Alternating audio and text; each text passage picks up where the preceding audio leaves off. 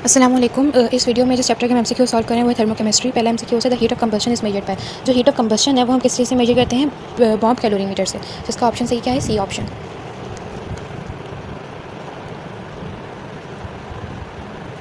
फिर है question number 2 which is the heat of formation of graphite. जो heat of formation of graphite है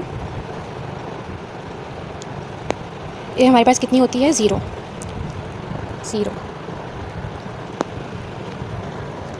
zero क्यों होती है? क्योंकि जो ग्रेफाइट है वो नेचुरल फॉर्म में पाया जाता है और इस तरह से जो फॉस्फोरस भी है वो भी नेचुरल फॉर्म में होता है। और जितने भी नेचुरल फॉर्म जो एलिमेंट्स हैं जो अपनी नेचुरल फॉर्म में होते हैं उनकी हीट ऑफ फॉर्मेशन जीरो होती है।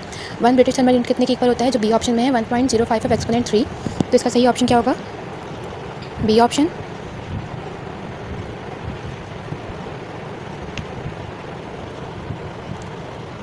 फोर है spontaneous reaction is such in which the system decreases its. Spontaneous reaction किस तरह की रिएक्शन होती है जिसमें सिस्टम की फ्री एनर्जी कम होती है। स्पॉन्टेनियस रिएक्शंस क्या होते हैं? खुद ब खुद रिएक्शंस होते हैं जिनको हमें इनिशिएट नहीं करवाना पड़ता। लेकिन किसी भी रिएक्शन के लिए हमें क्या करना पड़ता है? उसे एनर्जी प्रोवाइड करनी पड़ती है। तो अगर हम खुद एनर्जी प्रोवाइड नहीं करेंगे वो रिएक्शन अपने सिस्टम से वो एनर्जी गेन करेगा। तो इसमें क्या होगा? इसकी फ्री एनर्जी डिक्रीज हो जाएगी स्पॉन्टेनियस रिएक्शन में। 5 है which of the following is directly related with entropy. Entropy क्या होता है? Disorderness in material, disorderness of molecules कह सकते हैं इसको। इसमें पूछा हुआ है कौन which of the following is directly related with entropy. तो इसमें क्या पहला क्या है? प्रेशर, दूसरा है डिग्री ऑफ फ्रीडम, तीसरा है टेम्परेचर और फिर है बोथ बी एंड सी। तो 5 वाले का सही ऑप्शन क्या हो जाएगा? Option D which is both B and C. B में क्या है? डिग्री ऑफ फ्रीडम और सी में है टेम्परेचर। जब जितनी इंट्रोपी ज़्यादा होगी उतना डिग्री ऑफ फ्रीडम ज़्यादा होगा और सी है टेम्परेचर। तो जितना हम टेम्परेचर ज़्यादा करते जाएंगे इंट्रोपी हमारे पास ज़्यादा होती जाएगी। तो इसका सही ऑप्शन क्या हो जाएगा? Option D. 6 है which is use to measure heat of reaction. सिर्फ अगर हमने हीट ऑफ रिएक्शन को मेजर करना हो तो हम कैलोरीमीटर यूज़ करते हैं और अगर हमने क्या करना हो हीट ऑफ कंबस्शन यूज़ करनी हो तो हम बॉम्ब कैलोरीमीटर यूज़ करते हैं। तो इसका सही ऑप्शन क्या हो जाएगा? ऑप्शन ए, क्योंकि इसमें सिर्फ हीट ऑफ रिएक्शन मेजर करनी है। 7 है for an endothermic reaction the value of delta E is denoted by. Endothermic reaction के लिए डेल्टा ई की वैल्यू क्या होती है? पॉजिटिव होती है। फिर है क्वेश्चन नंबर 8 जिसमें है the branch of science which deals with the energy transformation is called. Science की वो ब्रांच जो एनर्जी ट्रांसफॉर्मेशन से डील करती है तो वो क्या है? Thermodynamics which is option B. फिर है the measure of degree of disorder. मैंने आपको ऊपर बताया था कि जो डिग्री ऑफ डिसऑर्डर है वो क्या होती है? इंट्रोपी, जो कि ऑप्शन बी। फिर है the entropy of the universe. जो यूनिवर्स की इंट्रोपी है वो क्या हो रही है? डे बाई डे इंक्रीज़ हो रही है। मतलब जो हमारे यूनिवर्स की डिसऑर्डरनेस है पार्टिकल्स की वो दिन ब दिन बढ़ी जा रही है। यूनिवर्स एक्सपेंड कर रहा है। 11 है the amount of heat exchange when molar quantities of reactants and products are used. Amount of heat exchange when molar quantities of reactants and products are used. इसको हम क्या कहेंगे? Heat of sublimation, heat of neutralisation या heat of reaction. Heat of sublimation तब आती है जब हम सब्लिमेशन के प्रोसेस में हो रहा होता है, ठीक है। न्यूट्रलाइजेशन का भी यही होगा। तो इसमें सिर्फ सिंपल एक रिएक्शन की बात हो रही है। तो इसमें सही ऑप्शन क्या होगा? Option C which is heat of reaction. फिर 12 है Hess's law is special case of. Hess's law किसका स्पेशल केस है? फर्स्ट लॉ ऑफ थर्मोडाइनमिक्स का which is on option A. फिर है 13 है the enthalpy of all the elements is in their standard state is. ये जब हम ऊपर ग्रेफाइट वाला कर रहे थे तो मैंने आपको बताया था कि जो भी एलिमेंट अपनी स्टैंडर्ड फॉर्म में होता है, स्टैंडर्ड स्टेट में होता है जिसमें वो नेचुरली पाया जाता है, उसमें उसकी इंथैल्पी क्या होती है? जीरो होती है। तो इसका सही ऑप्शन क्या होगा? Option C which is zero. Question number 14 है हमारे पास the amount of heat evolve और absorb by keeping reactants and products at 1 atmospheric pressure at room temperature is called heat of formation. Standard enthalpy of reaction, standard heat of formation और D none. तो इसका सही option क्या है? Option C which is standard enthalpy of reaction. क्योंकि यहाँ पे क्या पूछा हुआ है? अमाउंट ऑफ हीट इवॉल्व और एब्जॉर्ब। तो ये क्या होती है? इंथैल्पी होती है। और अगर स्टैंडर्ड कंडीशन में होगी तो स्टैंडर्ड इंथैल्पी ऑफ रिएक्शन होगा, जो कि किस ऑप्शन में है? ऑप्शन नंबर सी में। तो सी करेक्ट हो जाएगा। इस कॉल्ड तो हीट, किसी भी सिस्टम के हीट कंटेंट को हम क्या कहते हैं? इंथैल्पी। फिर है delta E is equal to Q plus W is. ये कौन सा है? फर्स्ट लॉ ऑफ थर्मोडाइनमिक्स, जो कि ऑप्शन ए है। फिर है which is not a state function. State function कहते हैं इस तरह की प्रॉपर्टी को या इस तरह की प्रॉपर्टी को जो क्या करे, किस पे डिपेंड करती है? किसी भी रिएक्शन की या एलिमेंट की इनिशियल और फाइनल स्टेट पे। तो इनमें से कौन सा स्टेट फंक्शन नहीं है? तो वर्क हमारे पास स्टेट फंक्शन नहीं है। सही का option D.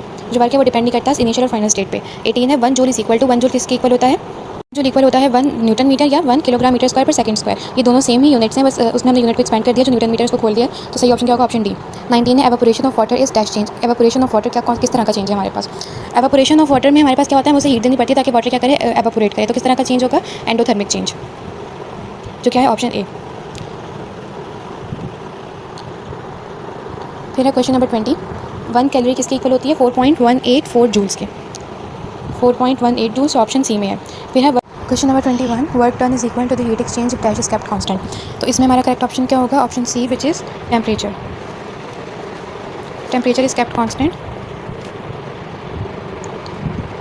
When work done is equal to heat exchange. 22 है any property any property which depends upon the temperature, pressure and volume is said to be thermodynamic property. तो जो property किस पर depend करती है, प्रेशर, टेम्परेचर या volume पे, उनको हम क्या कहते हैं, थर्मोडाइनमिक प्रॉपर्टीज़ कहते हैं। थर्मोडाइनमिक स्टेट्स या थर्मोडाइनमिक प्रॉपर्टीज़ कहते हैं उन्हें। फिर है the sum 23, the sum of all energies of atom molecule ion within the system is called internal energy. किसी भी सिस्टम में उसकी जितनी भी एनर्जीज़ का जो सम होता है उसको हम क्या कहते हैं, इंटरनल एनर्जी कहते हैं। 24, एनी सब्सटेंस अंडरगोइंग फिजिकल और chemical changes is said to be. कोई भी सब्सटेंस जो क्या हमारे पास होती हैं, कोई भी जब हम रिएक्शन परफॉर्म करते हैं उसमें हमारे पास क्या होता है, 3 चीज़ें होती हैं, 3 चीज़ें होती हैं। पहला हमारे पास क्या होगा, सिस्टम, दूसरा हमारे पास है सराउंडिंग, और तीसरी हमारे पास क्या है, इसमें तीसरी चीज़ नहीं लिखी हुई, तीसरी हमारे पास होती है बाउंड्री।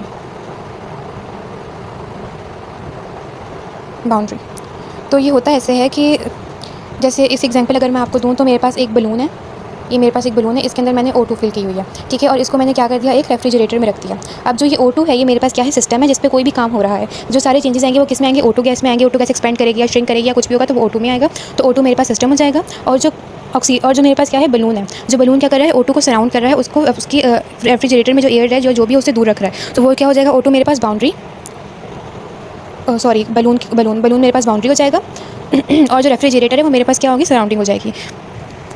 इन सिंपल वर्ड्स अगर ये कहें कि जिस चीज़ में कोई भी चेंजेस आ रहे होते हैं वो हमारे पास क्या होता है, सिस्टम होता है, और जो उसके इर्द गिर्द का माहौल सारा होता है वो हमारे पास क्या होती है, सराउंडिंग होती है। और जो चीज़ उससे सेपरेट करती है सराउंडिंग से, सिस्टम को सराउंडिंग सेपरेट करती है, वो क्या होती है, बाउंड्री। तो इसमें हमारे पास इन पर पूछा क्या हुआ है, ऐसा सब्सटेंस जो किसी फिजिकल या केमिकल चेंज के अंडर हो, तो वो क्या हो जाएगा, डेफिनेटली सिस्टम। फिर है option question number 25, in thermodynamics the energy of the reactant is not equal to the energy of the products that loss energy in the form of. इसमें हमसे पूछा ये गया है कि any substance undergo 25 the energy of the reactant is not equal to the energy of products. ये पूछा ये गया है कि ये हमारे पास ए है जो किस में कन्वर्ट हुआ, बी में।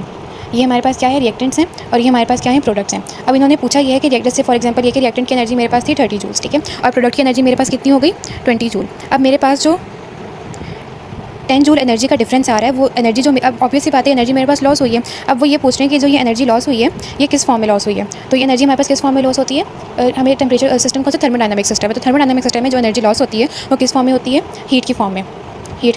तो क्या हो जाएगा, ऑप्शन ए करेक्ट। फिर है 26, pumping of water uphill is, pumping of water uphill मतलब अगर हमने जैसे अक्सर घरों में हम करते हैं कि नीचे हमने एक बड़ा टैंक बनाया होता है जो मेन वाटर रिजर्वायर होता है, और वहाँ से हम ऊपर जो छोटे छोटे टैंक्स वगैरह होते हैं उनमें हमने पानी ट्रांसफर करना होता है। तो हम किस तरह से करते हैं, मोटर के थ्रू करते हैं। तो अभी उन्होंने हमें ऑप्शन क्या दिए हैं, पहला क्या है, स्पॉन्टेनियस रिएक्शन। स्पॉन्टेनियस होता है जो हम इनिशिएट नहीं करवाते, तो ये रिएक्शन हमें खुद इनिशिएट करवाना पड़ता है, तो स्पॉन्टेनियस रिएक्शन तो नहीं हो सकता। फिर क्या है, बी एक्सोथर्मिक प्रोसेस ऐसा होता है जिसमें रिएक्शन के बाद प्रोडक्ट्स हीट इवॉल्व करते हैं, तो इसमें रिएक्शन प्रोडक्ट का कुछ है ही नहीं हमारा सिस्टम। सी क्या है, नॉन स्पॉन्टेनियस रिएक्शन, जी, तो ये क्या होगा, नॉन स्पॉन्टेनियस रिएक्शन। फिर क्या आता है, एंडोथर्मिक, तो हीट का कोई ताल्लुक ही नहीं है वाटर को अपहिल पंप करने में, क्योंकि हम मशीन के थ्रू करते हैं ना, एक मोटर के थ्रू करेंगे, हीट के थ्रू तो नहीं करते, चूल्हा जला के तो नहीं करेंगे। तो सही ऑप्शन क्या होगा, सी विच इज़ नॉन स्पॉन्टेनियस, सही से मार्क कर देते हैं, सी ऑप्शन। फिर है 27, which is when ammonium chloride dissolve in water, this process is, जब अमोनियम क्लोराइड हमारे पास वाटर में डिजॉल्व होता है, मतलब जब अमोनियम को वाटर में डिजॉल्व करते हैं तो जो हमारे पास बीकर होता है वो ठंडा हो जाता है, तो प्रोसेस क्या होगा, endothermic process, which is option A. 28, standard enthalpy of Al2O3 can not be measured because, जो स्टैंडर्ड एंथैल्पी है Al2O3 की वो हम मेजर क्यों नहीं कर पाते, क्योंकि जो हमारे पास होती है Al2O3 स्टैंडर्ड फॉर्म में, इसके इर्द गिर्द एक प्रोटेक्टिव लेयर बन जाती है, तो इसकी वजह से हम क्या कर सकते हैं, इसकी वजह से जो इसकी एंथैल्पी है वो मेजर नहीं हो पाती। तो क्या होगा इसका correct option, it does not catch fire, इसका correct protective layer of oxide cover the surface, option C क्या होगा करेक्ट ऑप्शन। फिर है 29, लेटिस एनर्जी ऑफ NaCl। तो लेटिस एनर्जी ऑफ NaCl हमारे पास कितनी होती है, -787 किलो जूल, तो सही ऑप्शन क्या है, ऑप्शन सी। फिर है glass calorimeter reaction is one which we measure, जो मैंने which we measure enthalpy of combustion, enthalpy of reaction और प्रेशर